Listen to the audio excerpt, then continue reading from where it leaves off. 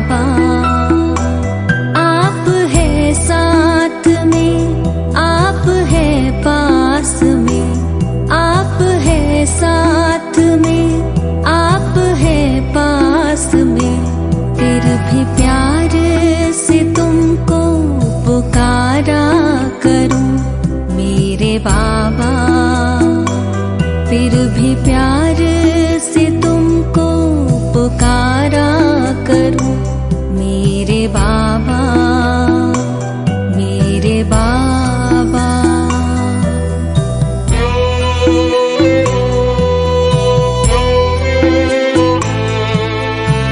मैं निराकार को देखते देखते अब तो मैं भी निराकार होने लगी। ज्योति बिंदु मेरे आपके ध्यान में, देह दुनिया का मैं भान खोने लगी, देह दुनिया का मैं भान खोने लगी। ओम शांति। Good morning. 4 मई 2022 प्रातः मुरली। पवित्रता के सागर शिव बाबा बोले, मीठे बच्चे श्रीमत पर पवित्र बनो तो धर्मराज की सजाओं से छूट जाएंगे। हीरे जैसा बनना है तो ज्ञान अमृत पियो, विष को छोड़ो। प्रश्न, सतयुगी पद का सारा मदार किस बात पर है? उत्तर, पवित्रता पर। तुम्हें याद में रह पवित्र जरूर बनना है। पवित्र बनने से ही सद्गति होगी। जो पवित्र नहीं बनते वही सजाए खाकर अपने धर्म में चले जाते हैं। तुम भल घर में रहो परंतु किसी देहधारी को याद नहीं करो। पवित्र रहो तो उच्च पद मिल जाएगा। गीत, तुम्हें पाके हमने जहान पा लिया है, जमीन तो जमीन आसमां भी पा लिया है। ओम शांति। शिव भगवान वाच, और कोई को भी भगवान नहीं कहा जाता। एक निराकार परमपिता परमात्मा को ही शिव बाबा कहा जाता है। वह है सभी आत्माओं का बाप। पहले पहले यह निश्चय होना चाहिए, हम शिव बाबा के बच्चे जरूर हैं। दुख के समय कहते हैं परमात्मा सहायता करो, रहम करो।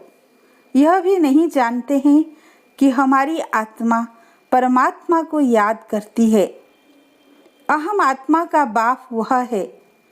इस समय सारी दुनिया है पतित आत्माओं की। गाते हैं हम पापी नीच है, आप संपूर्ण निर्विकारी हैं, परंतु फिर भी अपने को समझते नहीं है। बाप समझाते हैं कि जब तुम कहते हो भगवान बाप एक है तो तुम सब आपस में भाई भाई हो गए। फिर शरीर के नाम सब भाई बहन ठहरे। शिव बाबा के बच्चे फिर प्रजापिता ब्रह्मा के भी बच्चे ठहरे। यह तुम्हारा बेहद का बाप, टीचर, गुरु है। यह कहते हैं मैं तुमको पतित नहीं बनाता हूँ, मैं तो आया हूँ पावन बनाने। अगर मेरी मत पर चलेंगे तो। यहाँ तो सब मनुष्य रावण मत पर हैं, सब में 5 विकार हैं।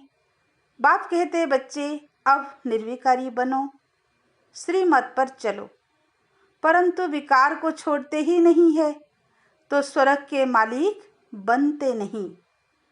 सब अजामिल जैसे पापी बन गए हैं। रावण संप्रदाय है, यह शोक वाटिका है। कितना दुखी है। बाप आकर फिर राम राज्य बनाते हैं। तो तुम बच्चे जानते हो कि यह सच्चा सच्चा युद्ध का मैदान है। गीता में भगवान कहते हैं काम महाशत्रु है, उन पर जीत पहनो। सो तो पहनते नहीं है। अभी बाप बैठ समझाते हैं, तुम्हारी आत्मा इन अर्गान्स द्वारा सुनती है, फिर सुनाती है, एक्ट आत्मा करती है। हम आत्मा है, शरीर धारण कर पाठ बजाते हैं, परंतु मनुष्य आत्म अभिमानी के बदले देह अभिमानी बन पड़े हैं। अब बाप कहते हैं देही अभिमानी बनो। सतयुग में आत्म अभिमानी रहते हैं, परमात्मा को नहीं जानते हैं। यहाँ तुम देह अभिमानी हो और परमात्मा को भी नहीं जानते हो, इसलिए तुम्हारी ऐसी दुर्गति हो गई है।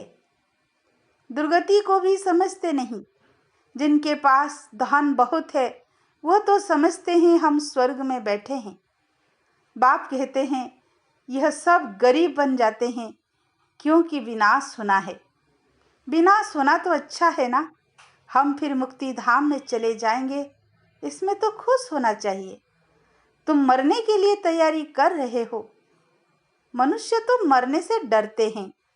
बाप तुमको वैकुंठ ले चलने के लिए लायक बना रहे हैं। पतित तो पतित दुनिया में ही जन्म लेते रहते हैं, स्वर्गवासी कोई भी नहीं होते। मूल बात बाप कहते हैं पवित्र बनो। पवित्र बनने बगैर पवित्र दुनिया में चल नहीं सकेंगे। पवित्रता पर ही अबलाओं पर मार पड़ती है। विष को अमृत समझते हैं। बाप कहते हैं ज्ञान अमृत से तुमको हीरे जैसा बनाता हूँ, फिर तुम विष खाकर कौड़ी जैसे क्यों बनते हो। आधा कल्प तुमने विष खाया, अब मेरी आज्ञा मानो, नहीं तो धर्मराज के डंडे खाने पड़ेंगे। लौकिक बाप भी कहते हैं बच्चे ऐसा काम नहीं करो जो कुल का नाम बदनाम हो। बेहद का बाप कहते हैं श्रीमत पर चलो, पवित्र बनो। अगर काम चिता पर बैठे तो तुम्हारा मुंह काला तो है और ही काला हो जाएगा। अभी तुमको ज्ञान चिता पर बिठाए गोरा बनाते हैं। काम चिता पर बैठने से स्वर्ग का मुंह भी नहीं देख सकेंगे। इसीलिए बाप कहते हैं अब श्रीमत पर चलो। बाप तो बच्चों से ही बात करेंगे ना, बच्चे ही जानते हैं बाप हमको स्वर्ग का वर्षा देने आए हैं। कलयुग अब पूरा होना है। जो बाप की श्रीमत पर चलेंगे उनकी ही सद्गति होगी। पवित्र नहीं बनेंगे तो सजा खाकर अपने अपने धर्म में चले जाएंगे। भारतवासी ही स्वर्गवासी थे, अब पतित बन पड़े हैं, स्वर्ग का पता ही नहीं है। तो बाप कहते हैं तुम मेरी श्रीमत पर न चल, औरों की मत पर चल। विकार में गए तो मरे, फिर भल पिछाड़ी में स्वर्ग में आएंगे, परंतु पद बहुत हल्का पाएंगे। प्यारे बाबा, मीठे बाबा, कितना हम बच्चों के ऊपर मेहनत करके हमको पावन बनाते हैं। यह हम सभी बच्चों को महसूस करना चाहिए कि अगर अभी हम बाबा की श्रीमत को अवज्ञा करेंगे तो कल्प कल्प के लिए हम बाप भगवान की आज्ञा का अवज्ञा करेंगे। इसलिए हमें बहुत बहुत अटेंशन अपने ऊपर रखना है। बाबा ने कहा अभी जो साहूकार हैं वह गरीब बन जाते हैं, जो यहाँ गरीब है वहाँ साहूकार बनेंगे। बाप गरीब निवाज है, सारा मदार पवित्रता पर है। बाप के साथ साथ योग लगाने से तुम पावन बनेंगे। बाप बच्चों को समझाते हैं मैं तुमको राजयोग सिखाता हूँ, मैं घरवार नहीं छुड़ाता हूँ। भल घर में रहो परंतु विकार में मत जाओ और कोई भी देहधारी को याद नहीं करो। इस समय सब पतित हैं। सतयुग में पावन देवता थे, इस समय वो भी पतित बन पड़े हैं। पुनर्जन्म लेते लेते अब अंतिम जन्म हो गया है। तुम सब पार्वतियां हो। तुमको अब अमरनाथ बाप अमर कथा सुना रहे हैं, अमरपुरी का मालिक बनाने। तो अब अमरनाथ बाप को याद करो, याद से ही तुम्हारे विकर्म विनाश होंगे। बाकी शिव शंकर व पार्वती कोई पहाड़ों पर नहीं बैठे हैं, यह सब भक्ति मार्ग के धक्के हैं। आधा कल्प बहुत धक्के खाए हैं। अब बाबा कहते हैं मैं तुमको स्वर्ग में ले जाऊंगा। सतयुग में सुख ही सुख है, ना धक्के खाते ना गिरते। मुख्य बात है ही पवित्र रहने की। यहाँ जब बहुत अत्याचार करते हैं तो पाप का घड़ा भर जाता है और विनाश होता है। अब एक जन्म पवित्र बनो तो पवित्र दुनिया के मालिक बन जाएंगे। अब जो श्रीमत पर चले, अगर कल पहले श्रीमत पर नहीं चले हैं तो अभी भी नहीं चलेंगे, न पद पाएंगे। एक बाप के तुम बच्चे हो, तुम तो आपस में भाई बहन हो गए, परंतु बाप का बनकर अगर गिरे तो और भी रसातल में चले जाएंगे और ही पाप आत्मा बन जाएंगे। यह है ईश्वरीय गवर्नमेंट। अगर मेरी मत पर पवित्र नहीं बने तो धर्मराज द्वारा बहुत कड़ी सजा खानी पड़ेगी। जन्म जन्मांतर के जो पाप किए हैं उन सब की सजा खाकर हिसाब किताब चुकत करना होगा। या तो योग बल से विकर्मों को भस्म करना होगा या तो बहुत कड़ी सजा खानी पड़ेगी। कितने ढेर ब्रह्मा कुमार और कुमारियां हैं, सब पवित्र रहते हैं, भारत को स्वर्ग बनाते हैं। तुम हो शिव शक्ति पांडव सेना, गोप गोपियां इसमें दोनों आ जाते हैं। भगवान तुमको पढ़ाते हैं। लक्ष्मी नारायण को भगवती भगवान कहते हैं। उन्हों को जरूर भगवान ने ही वर्षा दिया होगा। भगवान ही आकर तुमको देवता बनाते हैं। सतयुग में यथा राजा रानी तथा प्रजा रहते हैं, सब श्रेष्ठाचारी थे। अब रावण राज्य है। अगर राम राज्य में चलना है तो पवित्र बनो और राम की मत पर चलो। रावण की मत से तो तुम्हारी दुर्गति होती है। गाया हुआ भी है, किनकी दबी रहेगी धूल में, किनकी राजा खाए। सोना आदि जमीन में दीवारों में छिपाते हैं। अचानक मरेंगे तो सब कुछ वहाँ ही रह जाएगा। विनाश तो होना ही है। अर्थक्वेक आदि जब होती है तो चोर लोग भी बहुत निकल पड़ते हैं। अब धनी बाप आया है तुमको अपना बनाकर विश्व का मालिक बनाने। आजकल वानप्रस्थ अवस्था में भी विकार विगर रह नहीं सकते, बिल्कुल ही तमो प्रधान हो गए हैं। बाप को पहचानते ही नहीं। बाप कहते हैं मैं पवित्र बनाने आया हूँ। अगर विकार में जाएंगे तो बड़ी कड़ी सजा खानी पड़ेगी। मैं पवित्र बनाए पवित्र दुनिया स्थापन करने आया हूँ। तुम फिर पतित बन विघ्न डालते हो, स्वर्ग की रचना करने में बाधा डालते हो तो बहुत कड़ी सजा खानी पड़ेगी। अंडरलाइन करने की बात है कि अगर स्वर्ग की रचना स्थापना में हम बच्चे अपवित्र बनते हैं, यानी हम परमात्मा के कार्य में बाधा डालते हैं और अपने लिए सजाएं कायम कर लेते हैं। इसलिए बाबा सावधान किया है, मैं आया हूँ तुमको स्वर्गवासी बनाने के लिए। अगर विकार नहीं छोड़ेंगे तो धर्मराज बहुत मारे जाएंगे। धर्मराज द्वारा बहुत मारे जाएंगे। बहुत त्राही त्राही करनी पड़ेगी। यह इंद्र सभा है, कहानी है ना। वहाँ ज्ञान परियां थी, किसी पतित को ले आई तो उनका वाइब्रेशन आता था। यहाँ सभा में किसी पतित को नहीं बिठाया जाता है। पवित्रता की प्रतिज्ञा करने बिगर बिठाया नहीं जाता, नहीं तो फिर ले आने वाले पर भी दोष पड़ जाता है। बाप तो जानते हैं, फिर भी ले आते हैं तो शिक्षा दी जाती है। शिव बाबा को याद करने से आत्मा शुद्ध हो जाती है, वायुमंडल में साइलेंस हो जाती है। बाप ही बैठ परिचय देते हैं कि मैं तुम्हारा बाप हूँ। 5000 वर्ष पहले मुआफिक तुमको मनुष्य से देवता बनाने आया हूँ। बेहद के बाप से बेहद सुख का वर्षा लेना है। अच्छा, मीठे मीठे सिकी लदे बच्चों प्रति माता पिता बाप दादा का याद प्यार और गुड मॉर्निंग। रूहानी बाप की रूहानी बच्चों को नमस्ते। हम रूहानी बच्चों की रूहानी बाप दादा को याद प्यार गुड मॉर्निंग नमस्ते नमस्ते। शुक्रिया प्यारे माता पिता बाप दादा को दिल से शुक्रिया शुक्रिया शुक्रिया। धारणा के लिए मुख्य सार, फर्स्ट पॉइंट, योग बल द्वारा विकर्मों के सब हिसाब किताब चुक्त कर आत्मा को शुद्ध और वायुमंडल को शांत बनाना है। सेकंड पॉइंट, बाप की श्रीमत पर संपूर्ण पावन बनने की प्रतिज्ञा करनी है।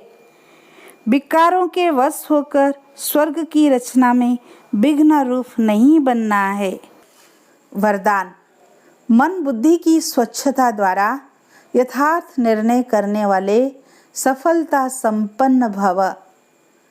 किसी भी कार्य में सफलता तब प्राप्त होती है जब समय पर बुद्धि यथार्थ निर्णय देती है।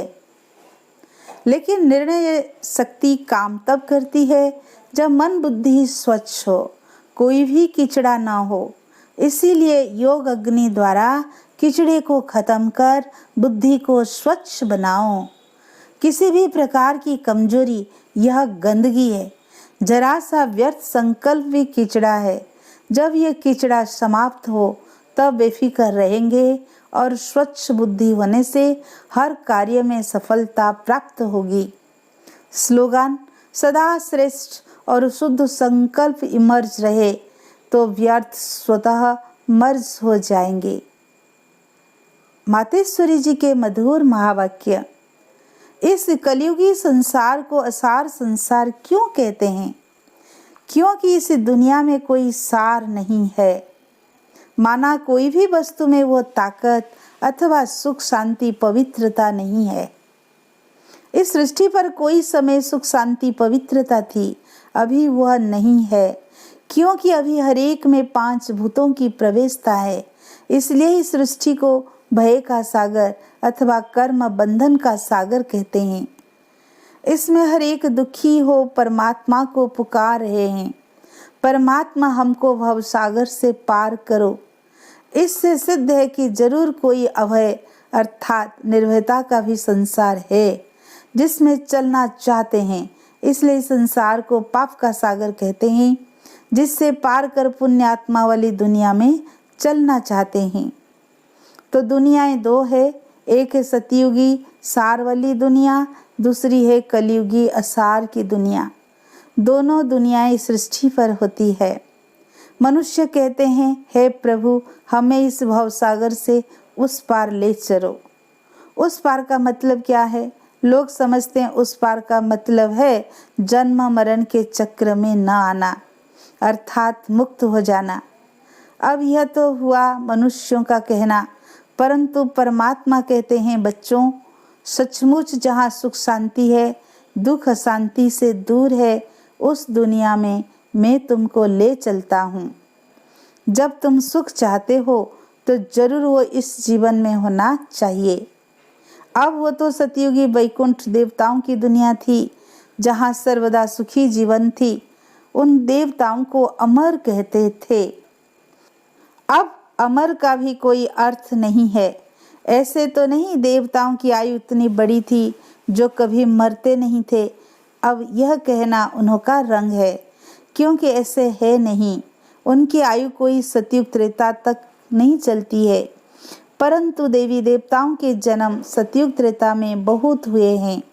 21 जन्म तो उन्होंने अच्छा राज्य चलाया है, और फिर 63 जन्म द्वापर से कलयुग के अंत तक टोटल उन्हों के जन्म चढ़ती कला वाले 21 हुए और उतरती कला वाले 63 हुए।